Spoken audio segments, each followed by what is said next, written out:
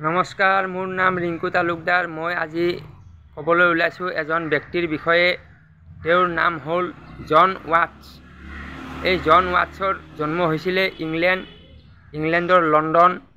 তো এই ব্যক্তিজনে এটা কোম্পানী প্ৰতিষ্ঠা কৰিছিলে। সেই কোম্পানীটোৰ নাম আছিলে ইষ্ট ইণ্ডিয়া কোম্পানী। আৰু এই কোম্পানীটো 1600 চেঞ্চুৰীৰ 31 ডিচেম্বৰত তেওঁ উদ্বোধন কৰিছিলে। এই কোম্পানীটো আছিলে মছলাৰ ব্যৱসায়ী, মানে পৃথিৱীৰ বিভিন্ন দেশৰ মছলাবোৰ তেওঁলোকে কালেক্ট কৰে, মানে সংগ্ৰহ কৰে, মেটেৰিয়েলছবোৰ সংগ্ৰহ কৰি তেওঁলোকৰ ফেক্টৰীত বনাই কিনে আকৌ পৃথিৱীৰ বিভিন্ন দেশলৈ তেওঁলোকে ছাপ্লাই কৰে। এই কামটো আছিলে ইষ্ট ইণ্ডিয়া কোম্পানীৰ।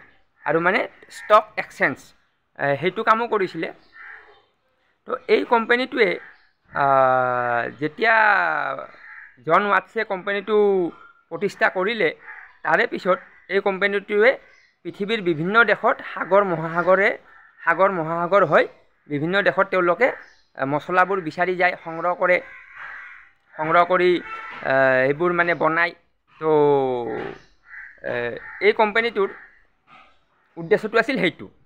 কিন্তু লাহে লাহে তেওঁলোকে য'ত মানে মছলা সংগ্ৰহ কৰিবলৈ যায়, তাত দেখা পালে যে মানুহবোৰ মানে একো নাজানে, ইমান মানে পলিটিকেল নলেজ নাই, তেওঁলোকৰ ৰজাবোৰৰ মাজত মিল নাই, ইজন ৰজাৰ লগত সিজন ৰজাৰ কাজিয়া, ইখন গাঁৱৰ লগত সিখন গাঁৱৰ কাজিয়া, ইঘৰৰ লগত সিঘৰৰ মাতবোল নাই, সি তাক বেয়া পায়, এনেকুৱা মানে পৰিৱেশবোৰ দেখি কিনে তেওঁলোকে ভাবিলে যে যিবোৰ দেশত ৰজাবোৰৰ মাজত মিল নাই, সেইবোৰৰ মাজত তেওঁলোক সোমাই গ'ল।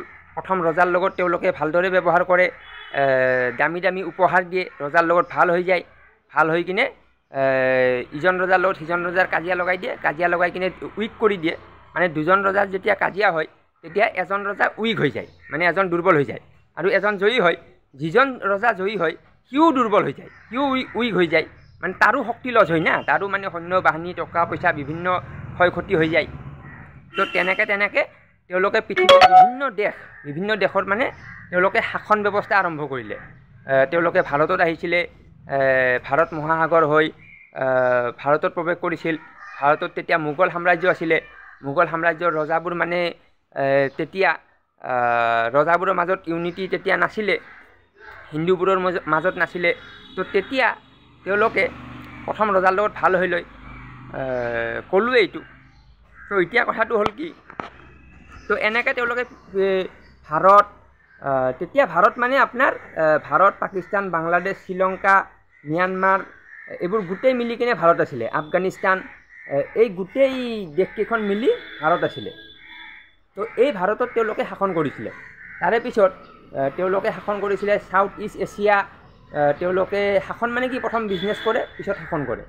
তো South Africa, Zimbabwe, Namibia, Kenya, West Indies, এনেকুৱা বিভিন্ন দেশ। আৰু আফ্ৰিকাৰ দেশবোৰতো আপোনাৰ মানে নিগ্ৰো মানুহ হয়, দুখীয়া মানুহ, নাজানে একো।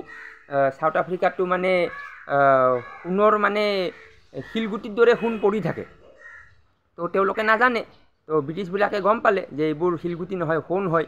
তো সেইকাৰণে পৃথিৱীৰ আটাইতকৈ ডাঙৰ সোণৰ খনি চাউথ আফ্ৰিকাত অৱস্থিত। তো এইবোৰ কথা মানে জানিব লগা কথা।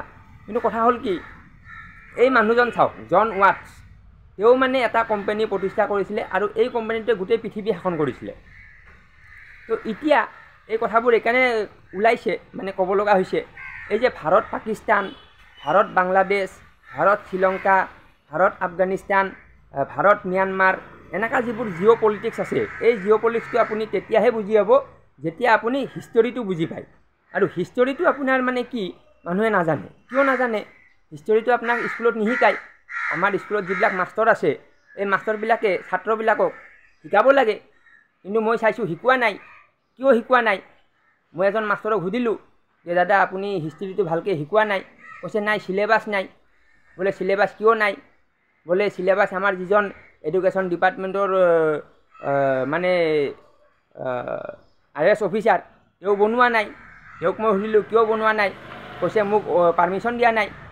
তো মিনিষ্টাৰক ক'লোঁ ভাই কিয় পাৰ্মিশ্যন দিয়া নাই? কৈছে ভাই ওপৰৰ পৰা অৰ্ডাৰ নাই। তো এনেকুৱা কাহিনী হৈ আছে। তো মানে হিষ্ট্ৰীটো মানে স্কুলত ভালকৈ সোমাই দিব লাগে আৰু এইটো নোসোমায় কিয় নোসোমায় হিষ্ট্ৰীটো যদি চব মানুহ জানে তেতিয়া চব মানুহ জানা হৈ যাব চব মানুহ যেতিয়া জানা হৈ যাব তেতিয়া মানে আপোনাৰ যেতিয়া বাতৰি বাজিব এইটো হৈছে সেইটো হৈছে তো মানুহবিলাক ক'ব এই বাতৰিটো মানে কাম নাই এই বাতৰিত যিমান পঢ়ি আছে তাতকৈ মই বেছি জানো বাতৰিত যোনে মানে কয় সি যি ক'ব সেই মানুহবিলাক তাক ভুল ধৰিব তাৰ চেনেলটো মানে নাচাব তো এইকাৰণে মানে মানুহক হিষ্ট্ৰীটো জানিব নিদিয়ে হিষ্ট্ৰীটো নাজানিলে মানুহক মানে ডেল বনাব পাৰি বুৰ্বক বনাব পাৰি আপুনি চাব মাক বাপেকবিলাক ল'ৰা ছোৱালীক কিমান টকা খৰচ কৰি কিনে স্কুলত পঠাই আছে কিন্তু স্কুলত মানে হিষ্ট্ৰীটো পঢ়োৱা নাই তো গাৰ্জেনবিলাক ক'ব লাগে যে হিষ্ট্ৰী ছাবজেক্টটো পূৰা ভালকৈ পঢ়াব লাগে তো ঠিক আছে ভিডিঅ' ভাল লাগিলে শ্বেয়াৰ কৰক গাৰ্জেনবিলাক মাষ্টৰক কওক মাষ্টাৰবিলাক এডুকেশ্যন অফিচাৰক কওক অফিচাৰ মিনিষ্টাৰক কওক এনেকৈ ক'লে কাম হ'ব ঠিক আছে ধন্যবাদ